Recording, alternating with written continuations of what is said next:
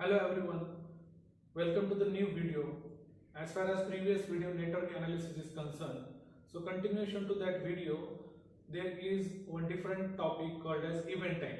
So event time is necessary in network analysis. So all of you should know what is event time, what are the different event times, what are the different methods to calculate the event times and all. Okay, so continuation to that, let us see first. Event time. First event time is early event time. Okay, TE, early event time. E stands for early and T stands for time. Early event time. It is earliest event time at which the event can be started. Okay, earliest event time. Latest allowable time. L stands for latest and T stands for time. Latest allowable time. So what is latest allowable time? It is least time at which the event must be completed without delaying the project. Okay, this is a network diagram. In this, it is shown that activity A must be completed within 4 days or up to 4 days. Okay, so after 4 days, there will be a completion of activity A, and that time is called as latest allowable time. Okay, 4 days are given. That means all the activity must be completed within these days without delaying the project, and this duration is called as latest allowable time. Now there are two methods to calculate early event time and latest allowable time. So first is forward pass method and second is backward pass method. So both the methods are necessary to calculate the values of early event time and latest allowable time. Okay, so let us see what is forward pass method first. The process of finding out early event time values of all event beginning to end of project. Okay, so this is a method called as forward pass method which is used to calculate the values of early event time. Forward pass method is generally used to calculate the values of early event time, all event beginning to the end of project. Means this method is used to calculate the values of early event time from beginning event, from starting event to the end event. So in this network analysis, there are two methods, there are two ways to calculate the values of early event time. From this way, okay, from this way. So there are two ways to calculate the early event time in this network diagram. Okay, it will differ or it will according to the network diagram. Next is backward pass method. So backward pass method is a process of finding out latest allowable time. Latest allowable time values of event starting from end event to start event. So remember, by using forward pass method, you can calculate the values of only early event time and not for latest allowable time. By using backward pass method, you can calculate values of only latest allowable time and not the values of early event time. So for calculate early event time values and calculate latest allowable time values, there are two methods. Forward pass methods for early event time values and backward pass method for latest allowable time values. So let us see how backward pass method works. So backward pass method is generally used from end event to the start event. Okay. In forward pass method, we have two ways, like this, in this way, and in this way. Okay. This is forward pass method. In backward pass method, it will be started from end event to the start event. Okay. From end event, again we have two ways, like this and like this. Okay, so there are two ways to calculate the backward pass method also. So let us see how the values of forward pass method and backward pass method are calculated. Okay, so let us see how TE values can be calculated with the help of forward pass method. Okay, so one formula is given. TE of head event is equal to TE of tail event plus duration of activity. So first of all, for event number 1, TE value will be 0 because event 1 will be started at 0th day and it will take 4 days to complete. Therefore, TE for event number 1 will be 0. Okay.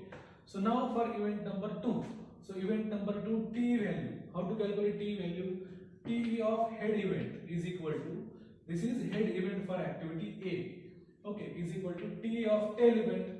This is tail event 1.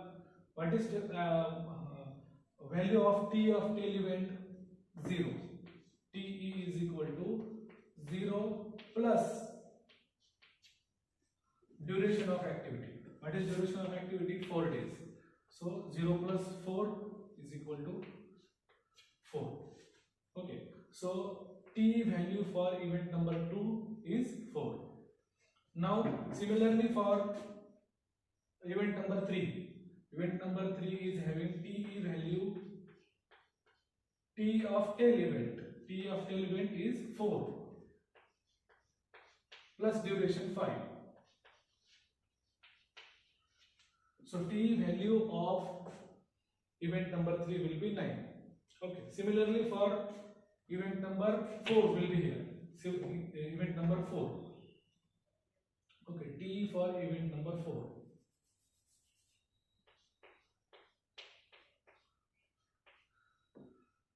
T of tail event 4 plus duration 4 is equal to 8. Okay. Now for event number 5.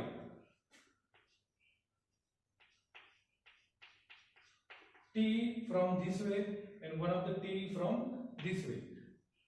Event number 5 is a converging event. So two activity converging at event number 5. Therefore, there will be two values of T. One from this way and other from this way.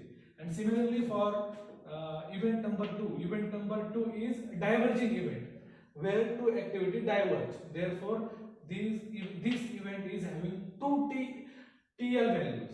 Two TL values. Okay.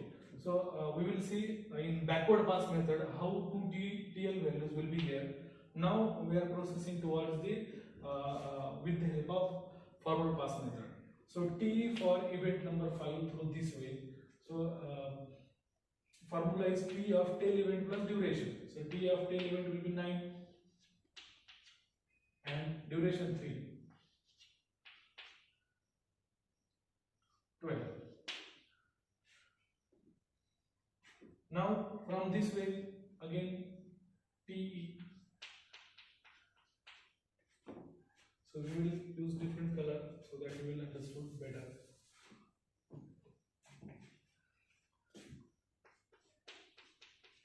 T is equal to this 8 plus 3.